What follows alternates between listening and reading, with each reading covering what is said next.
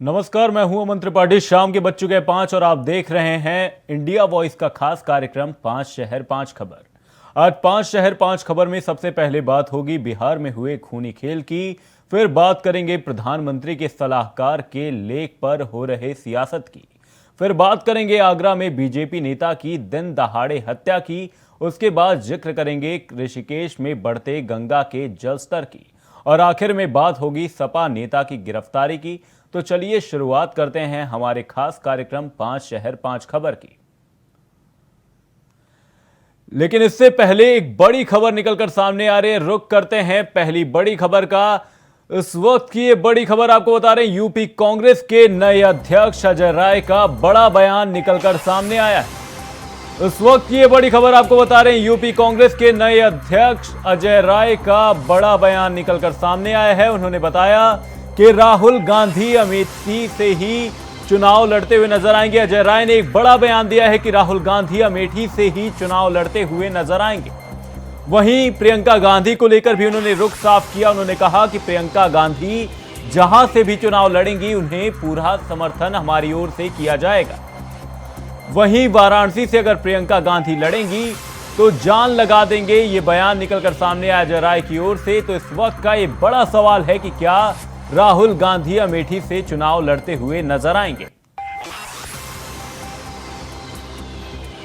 हमारा राहुल गांधी अमेठी से लड़ेंगे। अमेठी के लोग यहाँ आए हैं और जहां से प्रियंका गांधी जी की इच्छा बनारस अगर होगी, हमारा एक एक कार्यकर्ताओं के लिए जान। अब स्मृति ईरानी खुदे बौखला गई हैं। 13 रुपए किलो में चीनी दिलवा रही थी, दिलवा पाई? उनसे पूछिए, 13 रुपए किलो में हमारे लोग आए अमेठी के, उनसे पूछिए, कहा था कि 13 रुपया में आपको चीनी मिलेगा और कमल का बटन। राहुल गांधी अमेठी से लड़ेंगे। अमेठी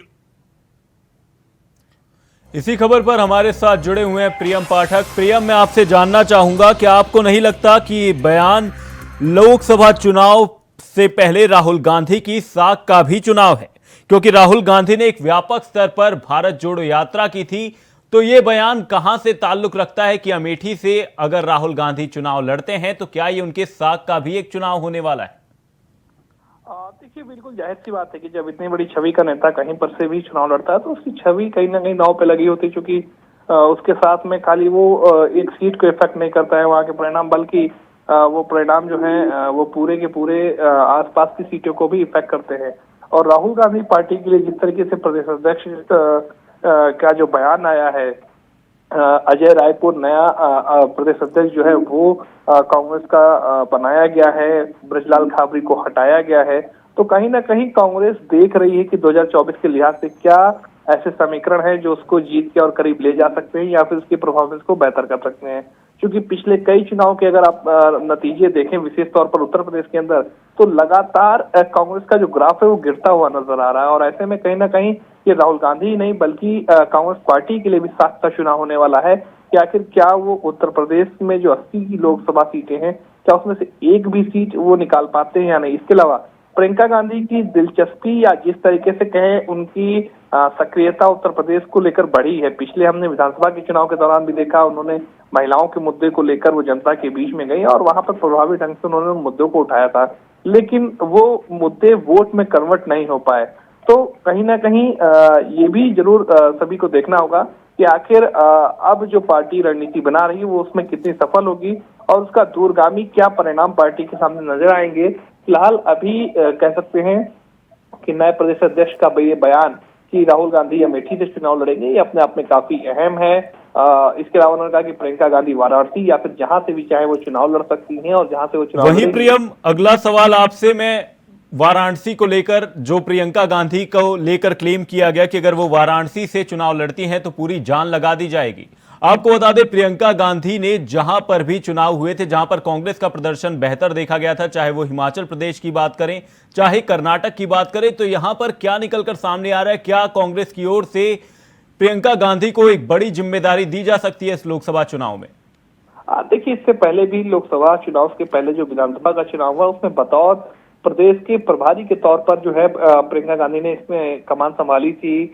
और जैसा कि मैंने कहा कि महिलाओं के मुद्दे को लेकर वो आई थी, तो जाहिर सी बात है क्योंकि बड़ी नेता के तौर पर है, कांग्रेस पार्टी के अंदर बड़ा ओहदा है उनका, तो ऐसे में कहीं ना कहीं लेकिन वाराणसी से चुनाव लड़ना वो थोड़ा सा जरूर मुश्किल होगा चूंकि वो प्रधानमंत्री का संसदीय क्षेत्र है, वह ऐसे में जो बड़े नेता होते हैं उनका आमने सामने डायरेक्ट की फाइट, तो वो कहीं ना कहीं वो जानती हैं कि वहां पे उनके लिए मुकाबला काफी टफ होने वाला है। और अगर वो सीट उसको लूज करती हैं तो उससे एक सीट ही नहीं लूज होगी, बल्कि कहीं ना कहीं कॉन्फिडेंस पूरी पार्टी का लूज होगा और वो काफी उसका बड़ा इम्पैक्ट देखने को मिल सकता है। तो इसलिए शायद प्रियंका अभी अजय राय का जरूर ये बयान जरूर उनका आया है कि वो जहां से चाहे वो लड़ सकती है, चाहे वो वाराणसी, लेकिन वो वाराणसी से लड़ रही, इस तरीके का कोई संकेत नहीं है। और इस बात को तकरीबन कहा जा सकता है कि काफी हद तक ये मुश्किल है कि प्रियंका गांधी वाराणसी जाकर चुनाव लड़े। उत्तर प्रदेश में वो किसी सीट से चुनाव जरूर लड़ सकती हैं, क्योंकि उत्तर प्रदेश में कई सीटें ऐसी रही जो कांग्रेस का किसी जमाने में गढ़ रही, तो वहां से वो जरूर उतर सकती हैं। लेकिन वो वाराणसी जाएंगी, ये थोड़ा सा कहीं ना कहीं कह सकते हैं कि अभी के फिलहाल हिसाब से अगर आप देखें। बहुत बहुत धन्यवाद प्रियम तमाम जानकारी के लिए। आपको बता दें अजय राय का यहां पर बड़ा बयान निकलकर सामने आया। उन्होंने अमेठी से राहुल गांधी को लेकर यह कहा कि राहुल गांधी अमेठी से ही चुनाव लड़ते हुए नजर आएंगे।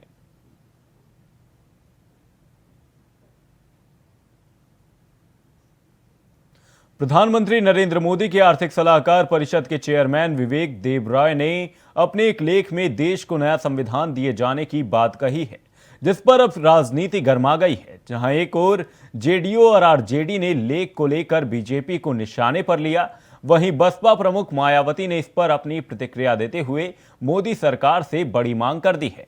दरअसल विवेक देबरॉय ने एक अखबार के लिए अपना लेख लिखा था, जिसमें उन्होंने मौजूदा संविधान को पुराना बताते हुए एक नया संविधान बनाए जाने पर जोर दिया, जिसे लेकर अब मायावती की प्रतिक्रिया सामने आई है। उन्होंने ट्विटर पर लिखते हुए इस पर पीएम नरेंद्र मोदी से कड़ी कार्रवाई करने की मांग की है। उन्होंने ट्वीट कर लिखा, देश में नए संविधान की वकालत करने पर केंद्र सरकार को विवेक देबरॉय पर कार्रवाई करनी चाहिए, जिससे कि भविष्य में कोई भी ऐसी बात नहीं कर सके।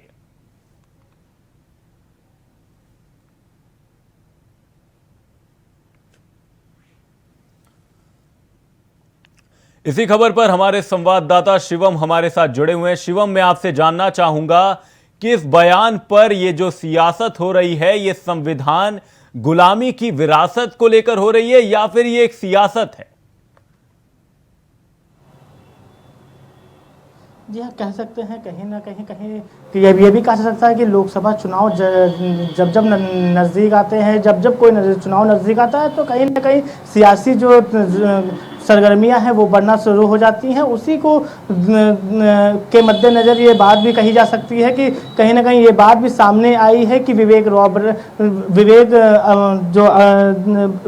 देबरॉय हैं, उनके ऊपर जो कहा जा रहा है कि मायावती की तरफ से एक टिप्पणी की गई है कि अपने ट्विटर के माध्यम से कि जो है साफ कहा जा सकता है कि मायावती ने आज एक टिप्पणी की थी जो उसमें साफ कहा गया है कि नवे संविधान को लेकर के जो है उसका जो वकालतनामा जो है पेश किया जा रहा है एक आर्थिक सलाहकार की तरफ से, वो पूरी तरीके से एक धन्ना सेठ, इन सभी शब्दों का जो इस्तेमाल है वो मायावती की तरफ से किया गया। कहीं ना कहीं कह सकते हैं कि एक तंज जो है मायावती की तरफ से कसा गया है, उसको लेकर के लगातार कह सकते हैं मायावती भी अपने ट्वीट के माध्यम से एक जो अपना पक्ष है वो रखने की बात कर रही है। जहां लगातार विपक्ष जो है अपने पक्षों को रखता है, उसी तरीके से मायावती ने भी विवेक देबरॉय के ऊपर जो है शुभम आपसे मैं ये जानना चाहूंगा कि पक्ष रखने का काम किया है।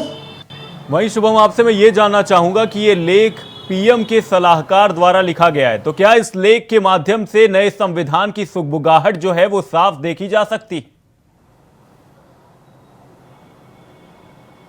जी हाँ, कह सकते हैं कि प्रधानमंत्री नरेंद्र मोदी के आर्थिक सलाहकार के चेयरमैन हैं विवेक देबरॉय, उनकी तरफ से जब एक नए लेख का जो वर्णन किया गया है उसको लेकर के प्रधानमंत्री के जब सलाहकार हैं तो जाहिर सी बात है उसको लेकर के विपक्ष को ये लग रहा होगा कि कुछ नया हो सकता है। इस चक्कर में शायद विपक्ष कहीं ना कहीं उसको एक लगातार टिप्पणी कर रहा है और कहा जा सकता है कि नए संविधान को लेकर के एक नई जो चीज़ें हैं वो सामने आई हैं। उसी में मायावती का एक ट्वीट भी सामने आया था। उसको कह सकते हैं कि 140 करोड़ को लेकर के जो है कई सारी चीज़ें जो है मायावती की तरफ से कही गई। लगातार कह सकते हैं कि जो प्रतिक्रियाएं हैं वो सामने आ रही हैं, लेकिन ये देखना ये होगा कि जब नया संविधान की जो बात की जा रही है उसमें कितनी क्या दम है, क्या चीज़ें सामने आ रही है, आखिरकार उसको बदलने की आवश्यकता क्यों पड़ी। इन सभी चीज़ों को लेकर के जब चीज़ें सामने आएंगी तब सारी चीज़ें क्लियर हो पाएंगी। आखिरकार जो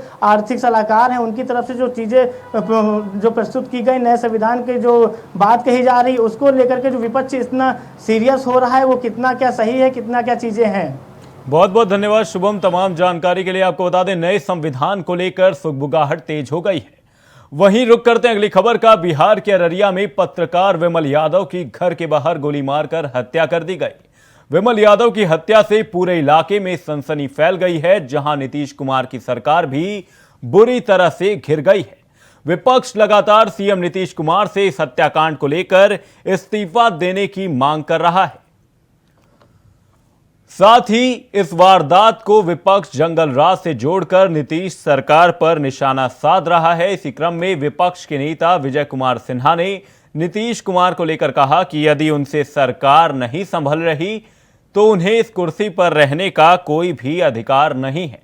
सिन्हा ने आगे सवाल किया कि आखिर नीतीश कुमार राज्य को जंगल राज की ओर क्यों लेकर जा रहे हैं।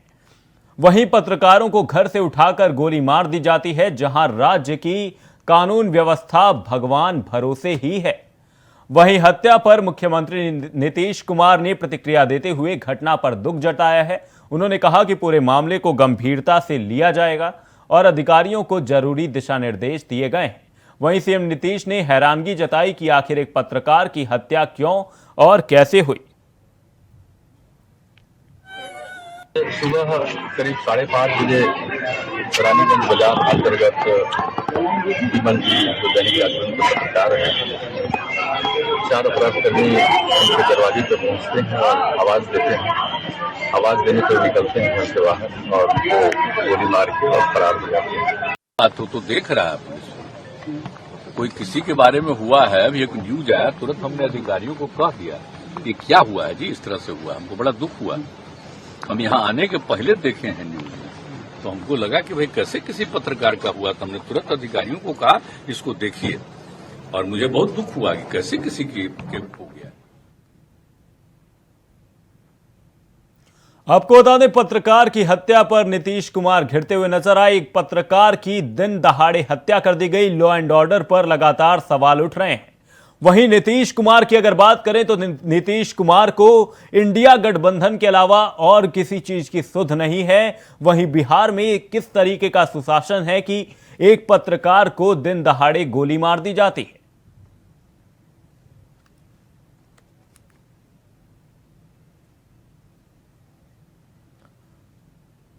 बिहार में सुशासन एक बार फिर फेल होता हुआ नजर आया। लॉ एंड ऑर्डर पर एक बार फिर सवाल उठते हुए नजर आए जब एक पत्रकार को दिन दहाड़े गोली मार दी गई।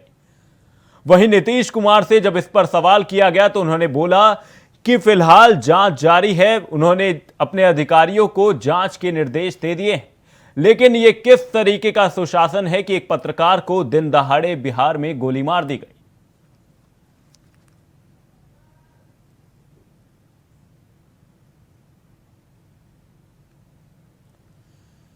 इसी खबर पर हमारे संवाददाता धर्मेंद्र हमारे साथ जुड़े हुए हैं। धर्मेंद्र, मैं आपसे जानना चाहूंगा बिहार में यह किस तरह का सुशासन है कि एक पत्रकार को दिन दहाड़े गोली मार दी जाती है। क्या बिहार में पुलिस प्रशासन नाम की कोई चीज नहीं है? क्या आरोपियों में किसी भी बात का खौफ नहीं है? जी, मैं आपको बता दूं कि बिहार में आपराधिक मनोबल बढ़ती जा रही है।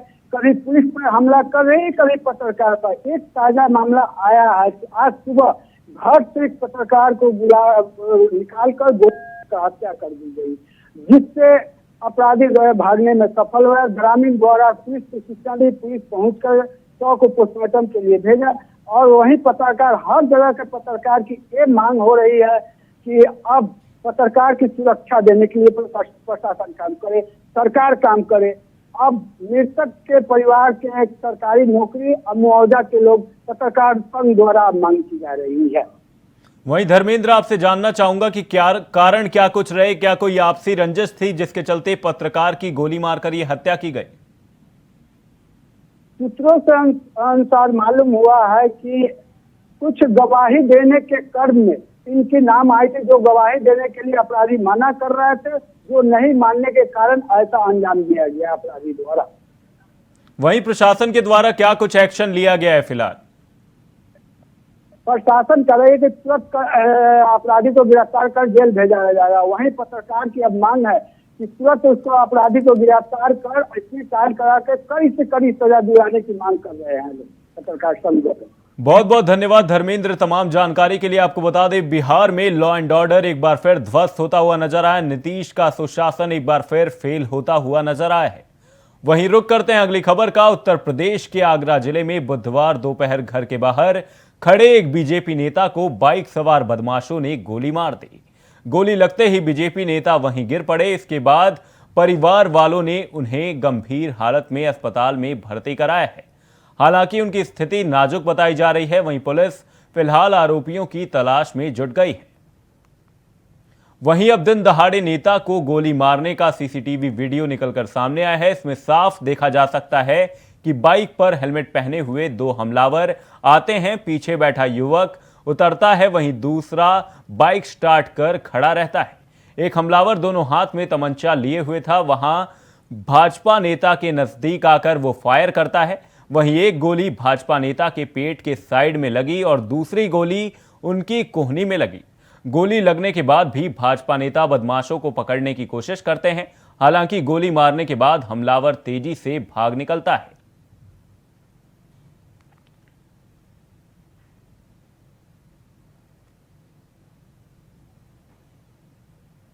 खबर आगरा से सामने है, जहां पर बीजेपी नेता को दिन दहाड़े घर के सामने गोली मार दी गई। वहीं फायरिंग से इलाके में दहशत का माहौल देखा जा रहा है। वहीं बीजेपी नेता को गोली मारने का वीडियो सामने आया है, जिसमें बाइक पर हेलमेट पहनकर आए हमलावर दोनों हाथों में तमंचा लिए हुए साफ देखे जा सकते हैं।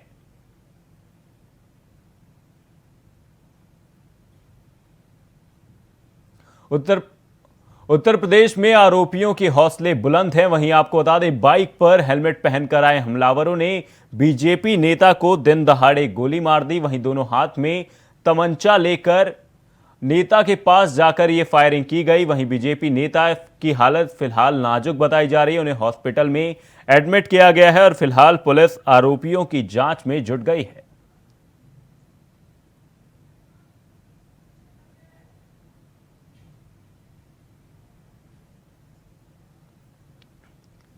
इसी खबर पर हमारे संवाददाता मनीष गर्ग हमारे साथ जुड़े हुए हैं। मनीष, मैं आपसे ये जानना चाहूंगा कि योगी आदित्यनाथ के उत्तर प्रदेश से ये किस तरीके की खबर निकलकर सामने आई, जहां पर अपराधियों के हौसले इतने बुलंद हैं कि उन्हीं की पार्टी के नेता को गोली मार दी जाती है।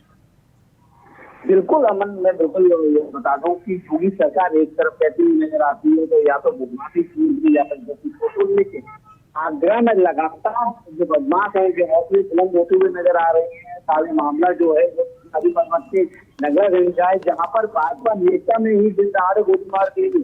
कहीं ना कहीं हम लोग कह सकते हैं कि कार्रवाई की बात, किसान प्रणाली की बात की है या सरकार की योगी सरकार की बात की है तो तमाम दवाई निकाल कर नजर आ रहे हैं। वहीं मनीष, आपसे जानना चाहूंगा कि क्या कारण क्या कुछ रहे जिसके बाद बदमाशों द्वारा ये फायरिंग की गई? क्या कुछ आपसी रंजिश का मामला था? बिल्कुल, ये अभी तक ये साफ नहीं हो पाया। फिर जांच में जुटी हुई है तमाम फुटेज, जब सीसीटीवी में फोटो जिस तरह से गाड़ी नहीं है और कहीं ना कहीं जो सीसीटीवी फुटेज जो हाथ लगी हुई है, आज जो छोटी बात आई है उसमें बदमाश गोली मारते हुए नजर आ रहे हैं। दो बदमाश हेलमेट से आते हैं, एक हेलमेट लगाकर बाइक पर बैठा रहता है, बाइक चालू रखता है और दूसरा बदमाश आता है वो नजदीक आकर फायरिंग करता है। वही मैं बात करूँ कि भाजपा लेकर आके ड्राइवर की एक गोली पेट में लगी है, दूसरी गोली उनके हाथ में लगी है। अभी तक हॉस्पिटल में रहने अभी तक बात किया, लेकिन हालांकि खतरे से बाहर है।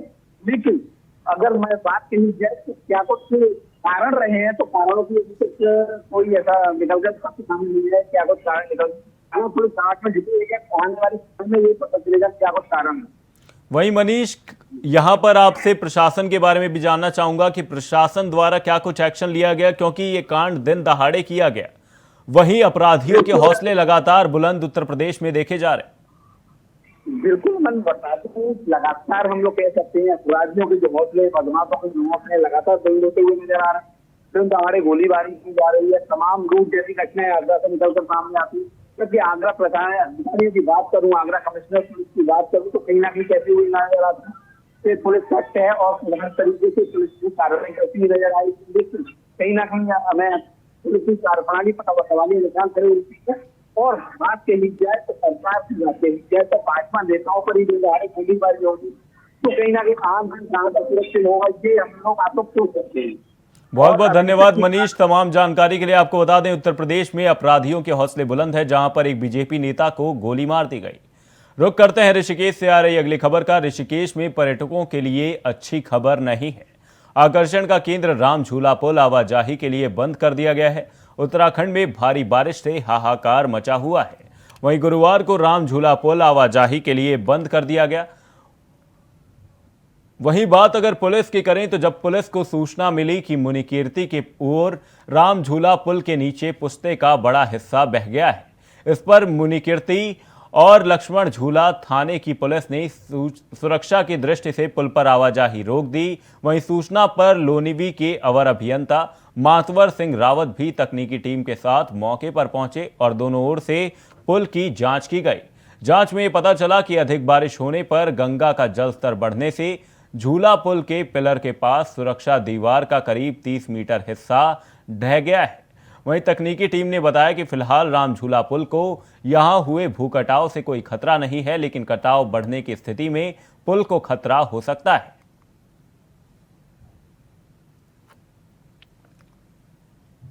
इसी खबर पर हमारे संवाददाता अमित कंडियाल हमारे साथ फोन लाइन पर जुड़े हुए हैं। अमित, मैं आपसे जानना चाहूंगा कि फिलहाल उत्तराखंड में मौसम को लेकर क्या कुछ स्थिति है, क्या कुछ स्थिति यहां पर गंगा के जल स्तर को लेकर बनी हुई है?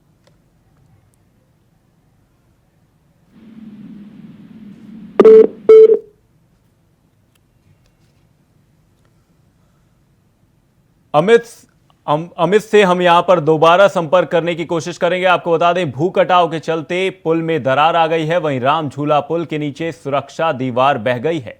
भारी बारिश के चलते लगातार गंगा के जल स्तर में इजाफा देखा गया है, जिसके चलते एहतियातन राम झूला पुल को आवाजाही के लिए बंद कर दिया गया है। भारी बारिश के चलते गंगा का लगातार जल स्तर बढ़ता हुआ देखा गया है। वहीं ऋषिकेश में राम झूला पुल पर आवाजाही बंद कर दी गई है। ये आवाजाही भू कटाव के चलते पुल में आई दरार को देखते हुए ये फैसला लिया गया कि आने जाने के लिए राम झूला पुल पर आवाजाही को बंद कर दिया गया। वहीं पुलिस फिलहाल बैरिकेडिंग लगाकर लोगों को इस बात की सूचना दे रही है कि राम झूला पुल पर आवाजाही फिलहाल के लिए बंद है। वहीं सपोर्टिंग वायर और टावर फिलहाल सुरक्षित हैं।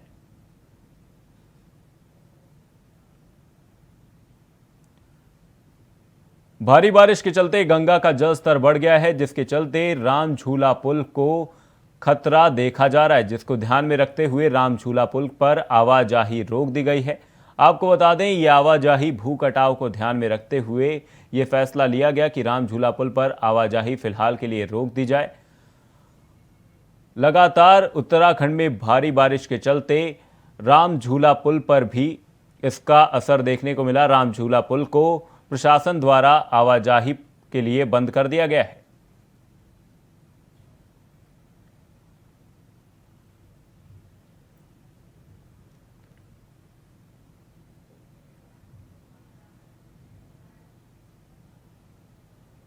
रुक करते हैं अगली खबर का। हमीरपुर पुलिस ने कांग्रेस से 2 बार विधानसभा का चुनाव लड़ चुके और मौजूदा समय में सपा से जुड़े केशव बाबू शिवहरे, उनके भाई विष्णु शिवहरे और पुत्र दीपक को दबंगई के बल पर जमीन हड़पने के मामले में गिरफ्तार किया है। यह गिरफ्तारी बीती रात से शुरू हुई और तीनों को अलग अलग स्थानों से पुलिस की टीमों ने उठाया है। बता दें कि पिता, पुत्र और भाई का पुराना आपराधिक इतिहास है। गिरफ्तारी की वजह सिसोलर थाना क्षेत्र के भुलसी गांव की एक बेशकीमती जमीन को हड़पने का है। वहीं पुलिस के अनुसार केशव मौदहा कोतवाली का हिस्ट्री शीटर अपराधी है। पुलिस के अनुसार केशव के विरुद्ध 13, दीपक के विरुद्ध 10 और विष्णु के विरुद्ध 8 गंभीर मामले दर्ज हैं। इनमें एनडीपीएस एक्ट से लेकर फिरौती जैसे मामले भी शामिल हैं।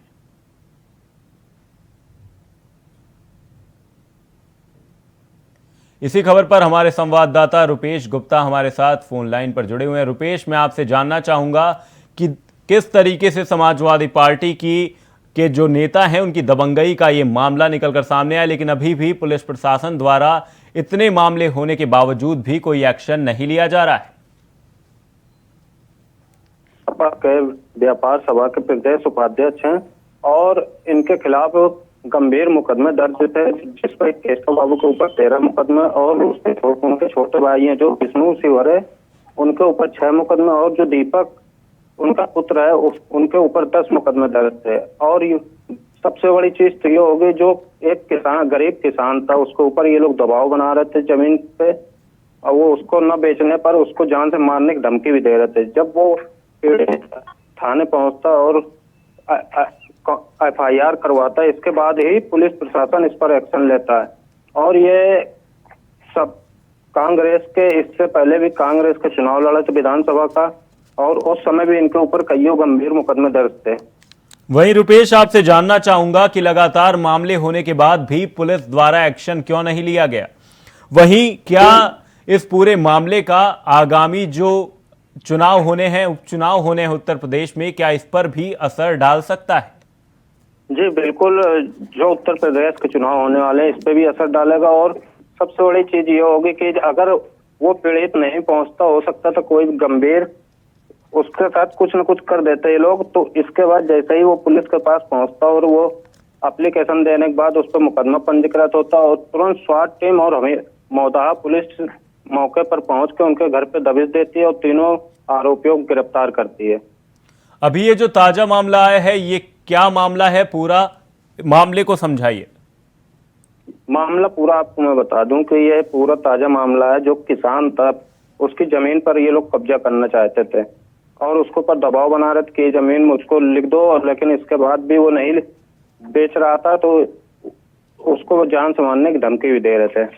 बहुत बहुत धन्यवाद रुपेश तमाम जानकारी के लिए। आपको बता दें, सपा नेता पर जमीन हड़पने का मामला दर्ज किया गया, जहां पर सपा नेता, भाई और बेटा गिरफ्तार कर लिए गए। फिलहाल के लिए इस बुलेटिन में सिर्फ इतना ही, कहीं जाइएगा नहीं। इंडिया वॉइस पर खबरों का सिलसिला रहेगा जारी। नमस्कार।